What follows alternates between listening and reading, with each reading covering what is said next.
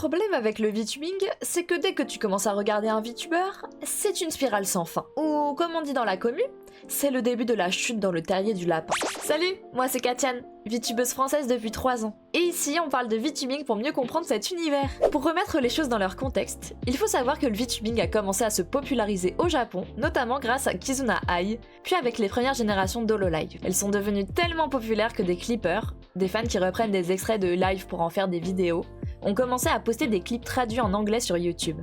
Résultat, une communauté anglophone a rejoint le mouvement. Ensuite, effet boule de neige. HoloLive a surfé sur la vague en lançant sa première génération de VTubeuses anglophones en 2020. Et quelques mois plus tard, on a vu émerger des centaines de milliers de VTubers indépendants à travers le monde.